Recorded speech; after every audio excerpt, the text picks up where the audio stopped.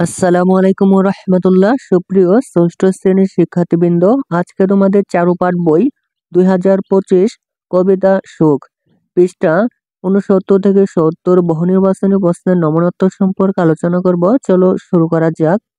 1 নম্বর বহুনির্বাচনী প্রশ্ন হচ্ছে, কে সুখ লাভ করবে? কে সুখ লাভ করবে? উত্তর হচ্ছে একের ক। উত্তর হচ্ছে একের ক, যে উপকার করবে। যে উপকার করবে। 2 নম্বর বহুনির্বাচনী প্রশ্ন হচ্ছে, মনের কষ্ট বৃদ্ধি পায়। মনের কষ্ট বৃদ্ধি পায়। উত্তর হচ্ছে 2 এর ক, 1-2। 1 নাম্বার হচ্ছে সুখের জন্য কাঁদলে। 1 নাম্বার হচ্ছে সুখের জন্য কাঁদলে। 2 নাম্বার হচ্ছে সুখ নিয়ে ভাবলে। সুখ নিয়ে ভাবলে। পৃষ্ঠা 70। উদ্দীপকটি পড়ো এবং 3 ও 4 নম্বর প্রশ্নের উত্তর দাও। সুমন ও নোমান পরস্পর বন্ধু। সুমনের বাবার মৃত্যুতে নোমান তাকে সার্বক্ষণিক সঙ্গ দিয়ে সান্ত্বনা দেয়। সাধ্যমতো সুমনকে সে আর্থিকভাবে সাহায্য করে।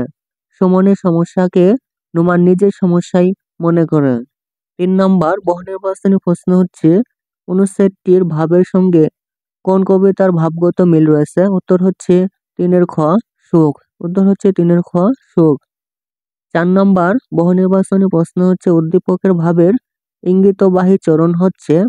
উত্তর হচ্ছে 4 এর ঘ, 2-3। 2 নম্বর হচ্ছে সকলের তরে সকলে আমরা। 3 নম্বর হচ্ছে একজোট ঠিক আমরা যদি দাঁড়াই সবে রুখে।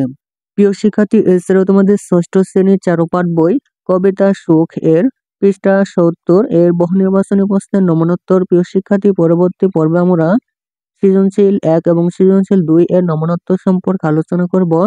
প্রিয় শিক্ষার্থী, পরবর্তী পর্বের জন্য চ্যানেলটির প্লেলিস্ট চেক করতে পারো। প্রিয় শিক্ষার্থী, তুমি যদি আমার চ্যানেলটি এখনো সাবস্ক্রাইব করে না থাকো তাহলে আর দেরি না করে এখনই চ্যানেলটি সাবস্ক্রাইব করে পাশে থাকতে পারো। ধন্যবাদ।